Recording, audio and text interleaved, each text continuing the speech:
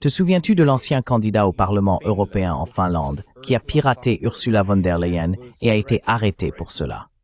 Son affaire n'a pas encore été jugée, mais désormais, le plus grand journal de Finlande salit Armando Mema en le présentant comme un pantin de la Russie et un élément de la guerre hybride du Kremlin. Pour en discuter avec moi pour la deuxième fois, voici Armando Mema. Armando, bienvenue à nouveau.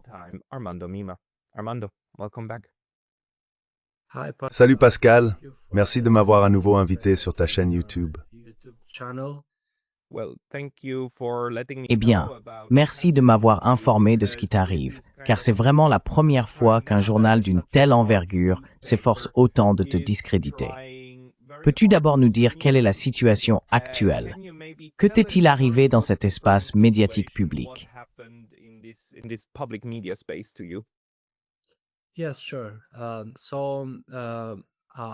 Oui, bien sûr.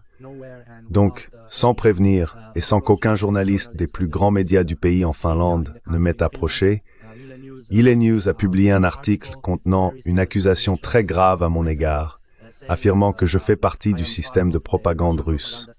En gros, ils m'ont accusé de mener une guerre hybride contre la Finlande et l'Europe. C'est une accusation très sérieuse que je rejette. Le fait est que je pense que cela est étroitement lié aux manifestations concernant l'affaire Ursula von der Leyen à Helsinki. Ce qui est étrange, c'est qu'aucun journaliste ne m'a contacté, ni ne m'a posé la moindre question. Ils ont simplement publié cet article dans le plus grand média du pays pour attaquer ma réputation. Hier, j'ai eu une interview avec Helsingin Sanomat, qui est aussi un grand journal d'Helsinki. Nous avons discuté du sujet, et le journaliste a dit à quel point il trouvait étrange et surprenant que le plus grand média du pays ait publié un tel article avec des accusations aussi graves contre moi.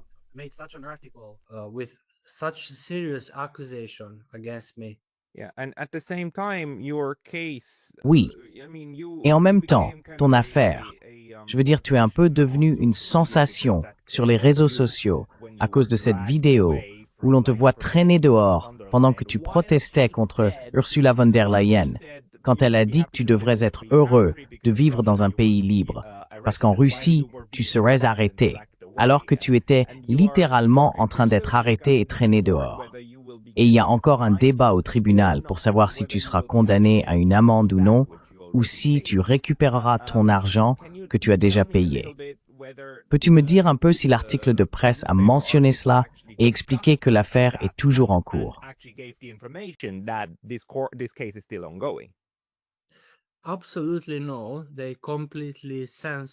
Absolument pas.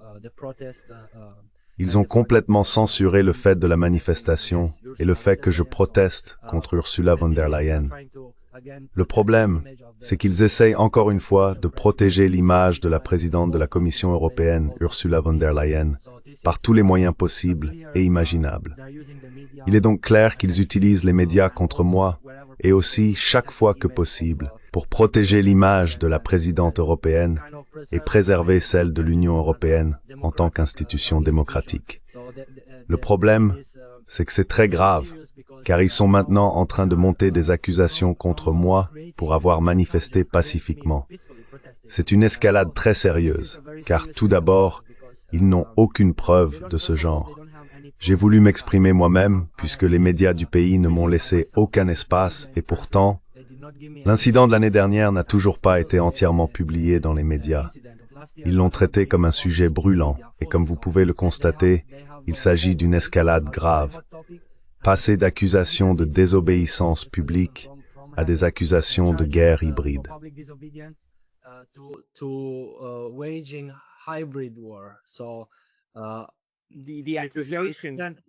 L'accusation n'a fait que s'amplifier. Mais dans le cas où l'on vous accuse de mener une guerre hybride, y a-t-il un journaliste qui a signé cet article? Ou bien est-ce tout le journal qui s'en porte garant? Qui a réellement écrit cet article sur vous?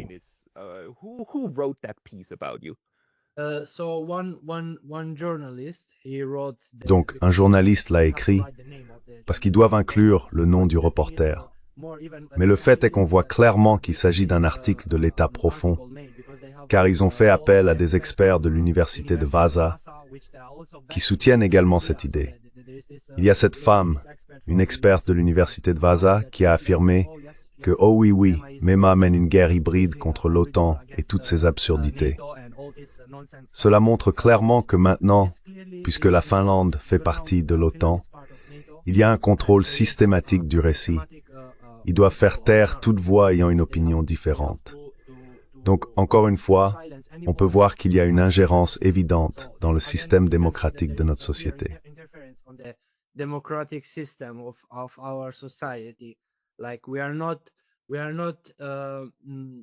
Nous ne bénéficions pas, non seulement nous n'avons pas la liberté d'expression ni la démocratie au moment le plus important de notre démocratie, à savoir les élections européennes, mais nous ne sommes même pas libres d'exprimer nos opinions les plus fondamentales. Il semble que si vous avez des points de vue différents, ou si vous n'êtes pas aligné sur le récit dominant qu'ils essayent de vous imposer, vous devenez un ennemi. Cela ne devrait pas se produire dans une société libre et démocratique. Chacun devrait être libre d'avoir sa propre opinion, et je devrais pouvoir accorder des interviews dans le monde entier sans que les plus grands médias du pays m'accusent de mener une guerre hybride.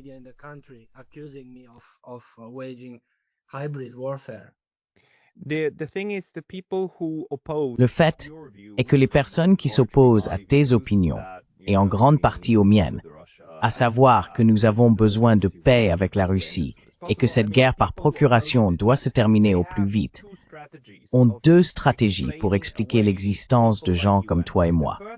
La première consiste à dire que nous sommes des propagandistes payés par le Kremlin, que nous travaillons directement avec l'homme du Kremlin et que nous recevons un salaire par un moyen ou un autre. C'est la première. La seconde consiste à nous traiter d'idiots utiles, à dire, tu sais, que ces gens sont tellement stupides qu'ils ne comprennent pas qu'ils servent l'homme du Kremlin, peut-être même gratuitement. Ce sont des idiots utiles. C'est généralement l'une des deux. Laquelle des deux le journal t'attribue-t-il?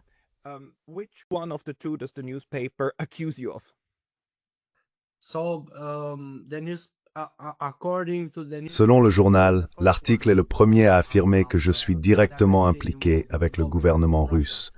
Et c'est une accusation très grave, car ils n'en ont aucune preuve. Ils devraient fournir des éléments concrets. On ne peut pas simplement prétendre que toute personne ayant une opinion différente est coupable de quelque chose. C'est une stratégie très claire visant à polariser la discussion et le débat libre. Cela ne se produit pas seulement ici. C'est aussi arrivé à l'un des plus grands experts en géopolitique en Italie. Jeffrey vient d'Amérique, mais lorsqu'il est allé donner une interview en Italie, il a été directement attaqué à la télévision nationale et qualifié de diffuseur de propagande russe.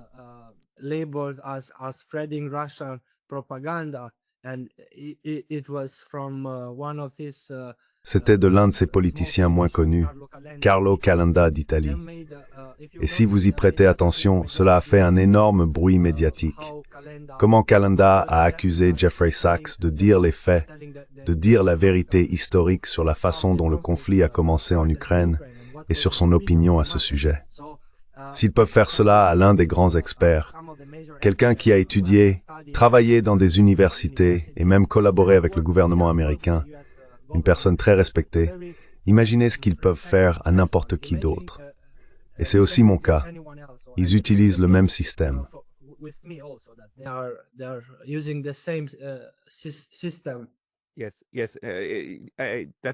Oui, c'est vrai.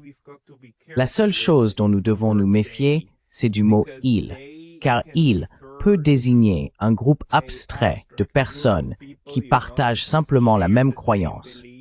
Donc si ce journaliste partage la même croyance qu'Ursula von der Leyen, qui partage la même croyance avec de nombreux parlementaires, qui partage la même croyance avec certaines personnes au tribunal qui s'occupent actuellement de vous, alors nous avons simplement un groupe épistémique, n'est-ce pas?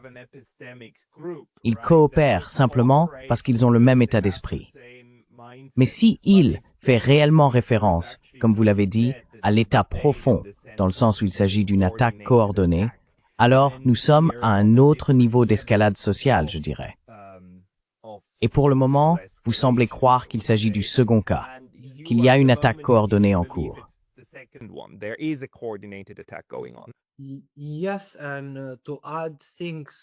Oui, et pour ajouter quelque chose, le jour même où l'article a été publié, en rentrant chez moi avec ma fille, il y avait une voiture, une Chrysler, avec 2 personnes à l'intérieur qui faisaient des allers-retours devant ma maison.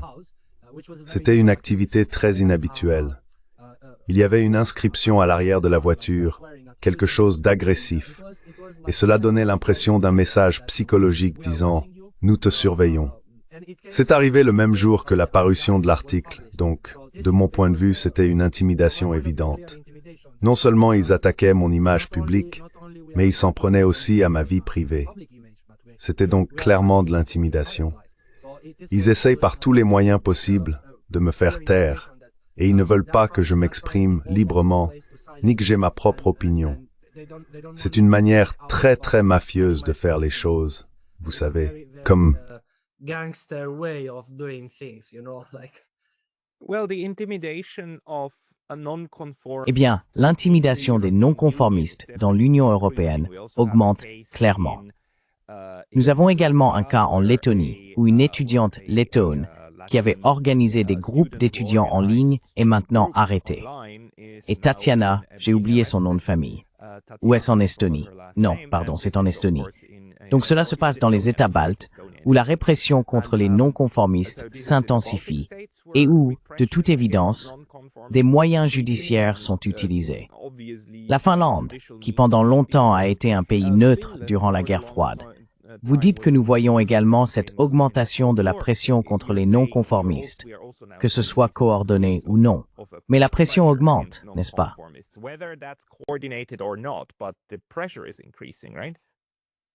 Oui, absolument.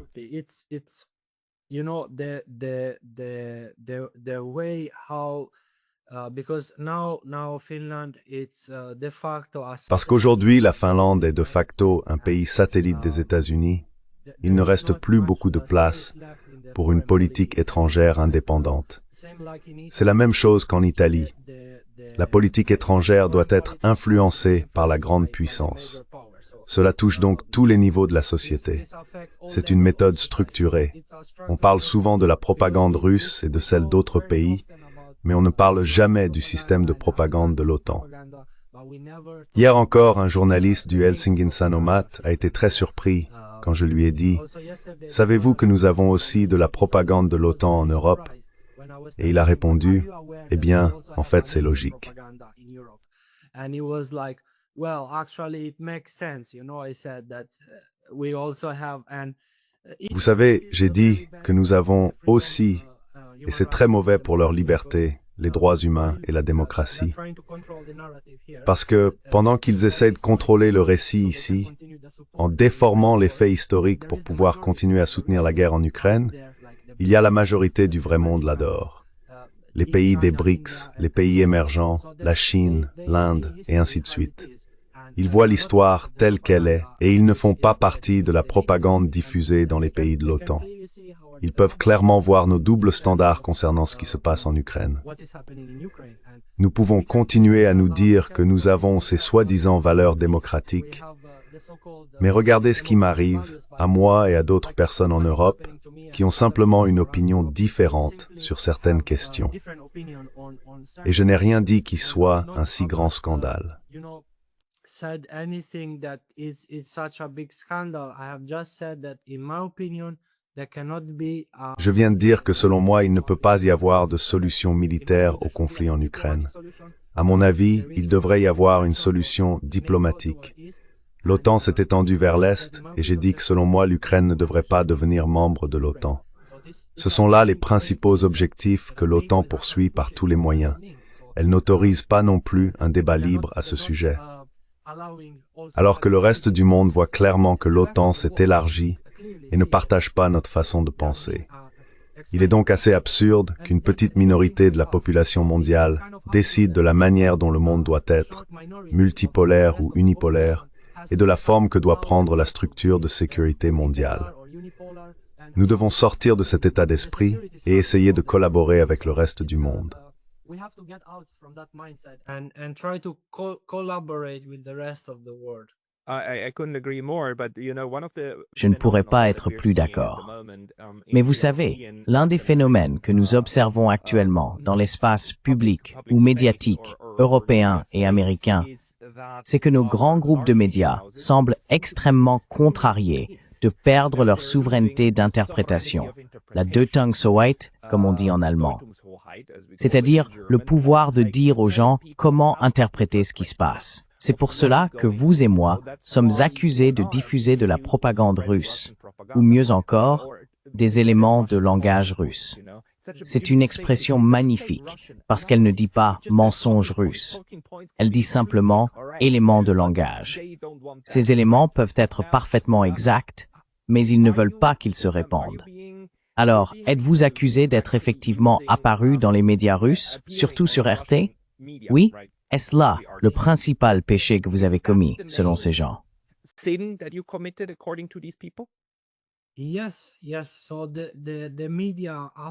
Oui, oui. Ainsi, les médias, après m'avoir censuré pendant plus d'1 an dans l'affaire Ursula von der Leyen, m'ont complètement réduit au silence dans les médias finlandais. Et au lieu de se concentrer sur leurs propres fautes, ils affirment que j'en ai commis une, en apparaissant et en exprimant librement mes opinions à la télévision russe. Vous voyez, nous avons ici un double standard, car pendant que je suis censuré chez moi, et qu'on ne me permet pas d'exprimer mon opinion dans les médias, ils disent « Oh, pourquoi apparaissez-vous dans des médias en dehors de la Finlande? Vous ne devriez pas faire cela. » Excusez-moi, ai-je dit, c'est le fondement même d'une démocratie libre, que je sois autorisé à donner une interview où je veux et à exprimer mes opinions de toutes les manières possibles. C'est l'essence même de la démocratie.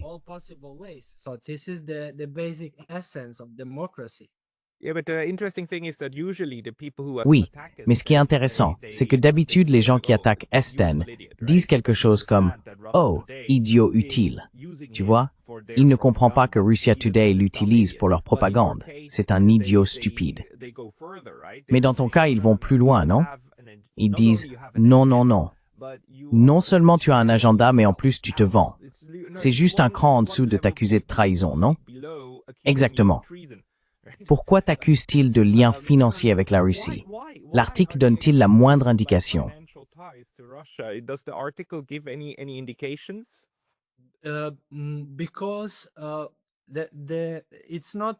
Parce qu'il ne s'agit pas de l'idée de donner des interviews en dehors de la Finlande. Le véritable risque, la menace majeure à mon avis, c'est qu'en tant qu'homme politique, mes opinions soient si largement acceptées et respectées dans l'un des plus grands pays du monde, la Russie, une superpuissance. Et le fait que mes opinions y soient si respectées et largement partagées constitue une menace directe pour la démocratie ici, au pays des merveilles, ainsi que pour l'establishment, car ils me considèrent comme un candidat potentiel susceptible de les remplacer lors des prochaines élections. Voilà donc la véritable menace pour eux.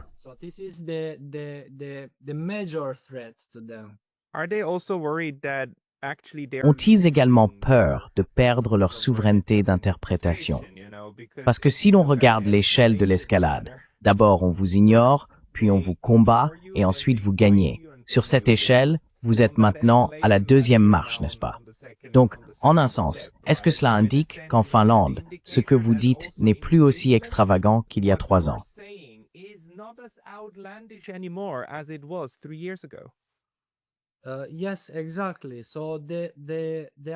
Oui, exactement. Ils sont comme des araignées essayant de s'accrocher au miroir. Ils perdent le contrôle du faux récit que le système de propagande de l'OTAN essaie de vendre à l'opinion publique. Parce que les gens peuvent penser librement, ils ne peuvent pas avoir un contrôle total sur l'opinion publique. Vous avez fait un très bon point.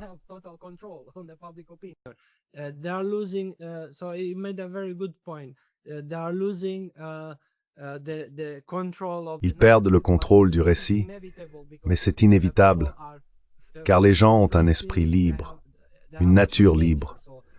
On peut essayer de les emprisonner, de les réduire au silence, de leur faire toutes sortes de choses, mais l'esprit humain est libre, et il n'y a rien qu'ils puissent y faire. Les gens vont finir par comprendre quels sont les faits historiques. Ils vont réfléchir à notre comportement, à notre approche de la guerre en Ukraine. Et honnêtement, je ne pense pas que les gens veuillent se retrouver dans une guerre directe contre la Russie. C'est très dangereux, dans le sens où nous pourrions finir par une confrontation directe, couper tous les liens et lancer sans cesse des accusations de guerre contre l'Europe. Tout cela ne favorise certainement pas la paix à long terme. These are all things that certainly do not benefit peace in the long run.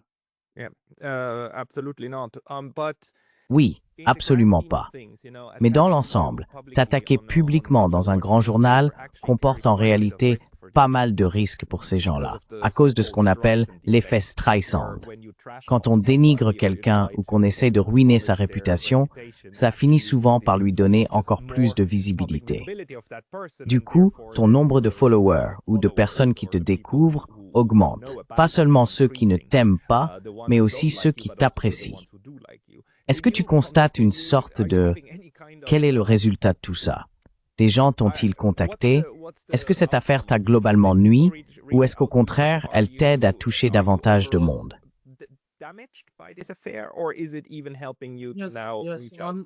I'm receiving constantly attacks. Je reçois constamment des attaques dans des messages privés sur les réseaux sociaux de la part de personnes qui pensent que, d'une manière ou d'une autre, je fais partie des accusations qu'elles formulent. Mais j'ai aussi reçu beaucoup de solidarité de la part d'autres personnes, celles qui voient ce qui se passe et comprennent que c'est complètement absurde.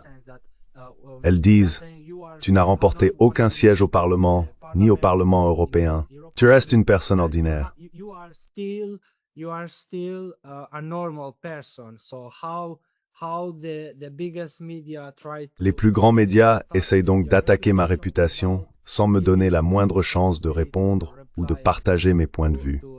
Ils n'expriment que les leurs. Ainsi, deux choses se produisent. Je reçois beaucoup de retours, des commentaires haineux en ligne, mais en même temps, les gens commencent à se rendre compte que quelque chose dans cette histoire n'a pas de sens.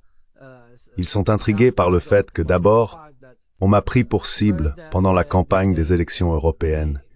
Et maintenant, les plus grands médias m'attaquent à nouveau sans même poser de questions. Il y a donc des avantages et des inconvénients, vous savez, les deux à la fois.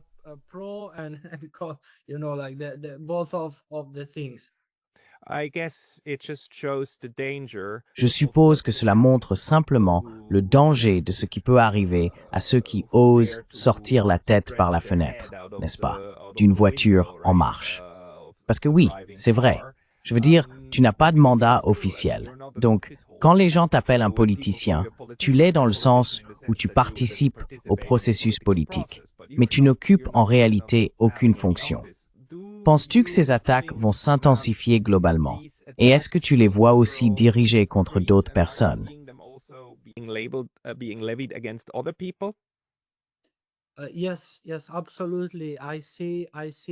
Oui, absolument.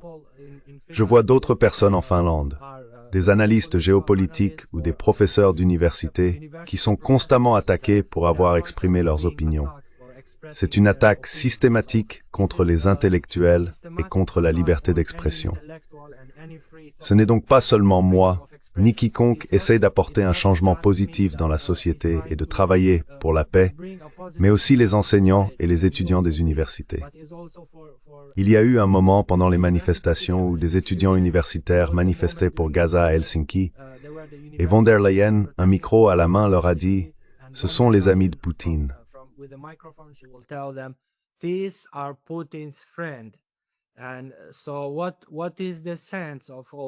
Alors, quel est le sens de tout cela? Que les étudiants et tous ceux qui ne sont pas d'accord avec von der Leyen ou avec l'Union européenne devraient automatiquement être qualifiés d'amis de Poutine. Je pense que les dirigeants de l'UMF savent très bien que rendre Poutine responsable de tous les problèmes est une carte très utile. C'est pourquoi ils la rejouent sans cesse. À quoi bon un parti d'opposition quand on peut accuser la Russie des problèmes en Europe? C'est ce qui se passe à tous les niveaux.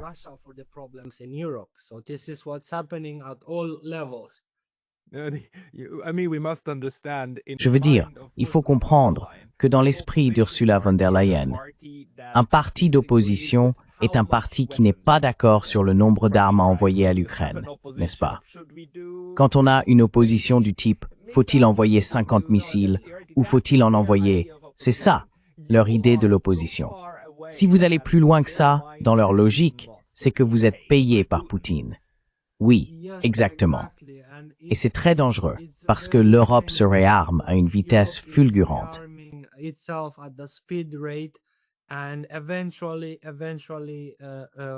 Et finalement, je pense que notre voisin, la Russie, commence à nous percevoir de plus en plus comme une menace. Ainsi, à cause de la propagande et des mensonges provenant de l'Union européenne, nous pourrions en réalité finir par une confrontation directe. Et c'est ce que les gens doivent comprendre. À moins qu'ils ne soient autorisés à exprimer librement leurs pensées, nous risquons de nous retrouver un jour dans ce conflit. Nous devons vraiment riposter par des moyens pacifiques, comme je le fais, car j'ai manifesté pacifiquement, et le simple fait d'exprimer mes opinions et mes points de vue a été considéré comme une menace.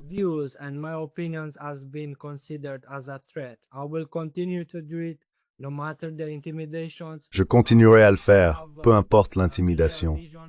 J'ai une vision claire de la manière dont l'Europe devrait se concentrer sur la paix. Tout le monde, vraiment tout le monde, vous savez, qui œuvre pour la paix peut être utile dans ce processus.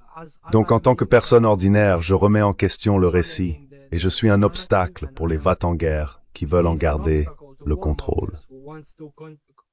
Ils veulent continuer à envoyer des armes sans justifier pourquoi nous devrions poursuivre une guerre par procuration.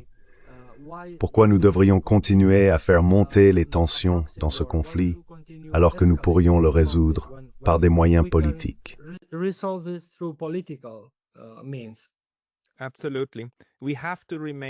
Absolument. Nous devons rester inlassablement pacifiques dans cette approche, mais aussi inlassablement vocaux, inlassablement bruyants. Et je te remercie beaucoup, Armando, de brandir, tu sais, le drapeau de la paix et de la réconciliation là-bas en Finlande. J'espère vraiment que ces attaques vont s'atténuer. Nous ferons bien sûr une autre mise à jour avec toi. Pour les personnes qui souhaitent te suivre, où doivent-elles aller?